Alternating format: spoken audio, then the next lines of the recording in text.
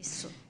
A teoria da formação da personalidade, existem acho que algumas teorias aí na psicologia, na psicanálise, acho que a psicologia que trabalha bastante com isso, tá? Aí vale a pena a pessoa depois procurar um pouco melhor, mas basicamente é aquela ideia da personalidade se desenvolver ao longo do que ela chama de desenvolvimento humano, né? Então a pessoa, ela nasce como criança ali, a criança tem lá uma situação ali na infância, e algumas características da personalidade, da psique da pessoa, vai se desenvolvendo ao longo da vida. Então, o adolescente tem algum padrão específico, o infante tem um padrão específico, o adulto tem outro padrão, né? E o que é interessante a gente pensar nessa questão? Muitas vezes a pessoa chega na adultidade cronológica, ou seja, ela tem 30 anos de idade, por exemplo, mas a idade mental dela é bem baixa. Pode acontecer isso, né? Ou às vezes a pessoa ela tem uma idade bem pequena, ela tem bem nova ainda, tem 15 anos, mas ela tem uma idade mental mais elevada, né? Então, assim, a gente estudar a teoria da formação da personalidade nos ajuda muito a conseguir, primeiro, a gente se situar, onde é que a gente está nessa situação, né? Qual que é o nosso nível de maturidade mental, né? E o segundo, a gente avaliar o quanto que a gente pode também ajudar os nossos compartilhadores evolutivos com relação a isso, né? Seja incentivando a ter mais responsabilidade em alguma situação, seja a pessoa, às vezes, ajudando a família em alguma situação também que pode acontecer, né? Então, eu vejo que existe uma série de possibilidades a partir dessa teoria. Então, se a gente conhece melhor isso, a gente consegue ajudar melhor as pessoas também que a gente está convivendo. E também fazer reciclagem também é importante, né? Excelente. Outra coisa também que acho que vale a pena a gente comentar que é o seguinte.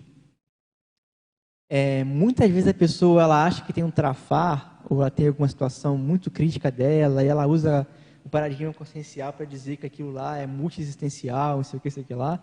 E às vezes aquilo lá é só uma condição da mesologia, do contexto que ela está vivendo.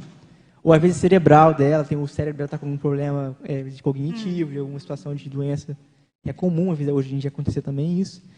Então, a gente precisa ter mais pé no chão em relação a essas coisas para conseguir avaliar qual que é, de fato, diagnosticar mais precisamente qual que é o nosso problema em termos de trafalhos, em termos de manifestação. Né? Então, é importante a gente ter essa visão.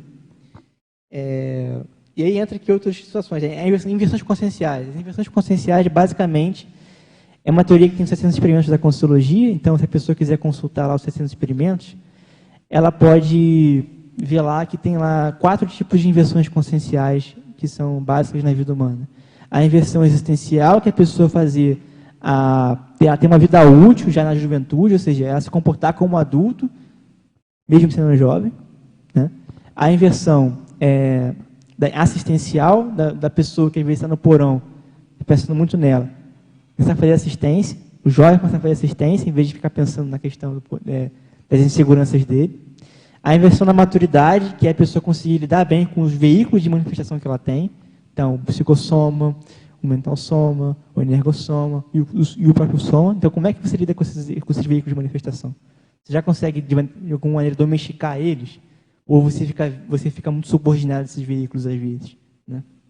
E também a inversão energética, que é aquela mudança de fluxo das energias, né? Que a pessoa ela começa ganhando muita energia na juventude e depois começa a perder energia na medida que ela vai envelhecendo. Né? Então, essas 4 inversões conscienciais a gente trabalha na Consciologia. Tem os 600 experimentos da Consciologia, se a pessoa quiser consultar depois, ela pode ver lá. Eu não lembro o capítulo agora, mas é fácil de achar. Tá? Teoria da dissonância cognitiva. A teoria da dissonância cognitiva ela é uma teoria que foi proposta acho que na década de 60, 70, por aí, no século passado. E a ideia aqui essa dissonância tem a ver com a pessoa, ela muitas vezes tem uma expectativa muito grande com relação a algo que vai acontecer, aquilo não acontecer de alguma maneira, aquilo não se concretizar, e ela se manter ainda conectada com aquela expectativa dela. Então, ela não muda o estado mental dela, mesmo que os fatos mostrem para ela que ela esteja em uma situação que é ilusória, que é irreal. Então, tem muito a ver com a desconexão da realidade. Tá?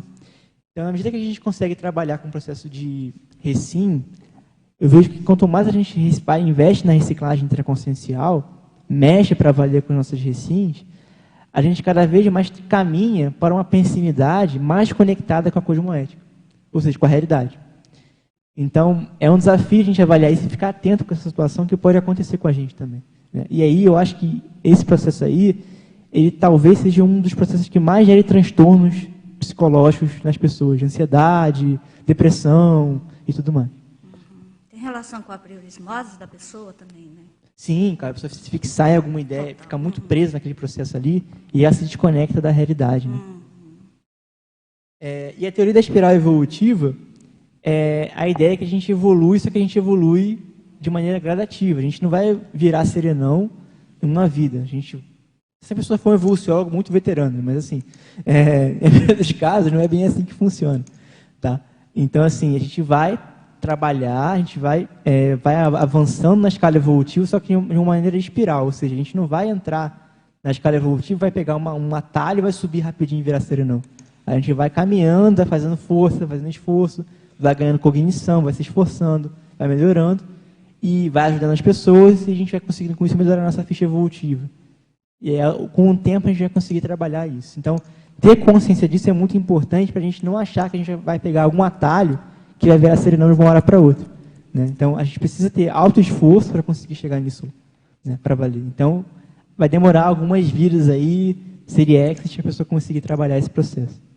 E aí, pessoal, gostaram do vídeo? Então não se esqueça de curtir aí nosso vídeo, se inscrever no nosso canal para que você consiga receber mais conteúdo sobre a inversão existencial e a evolução na juventude.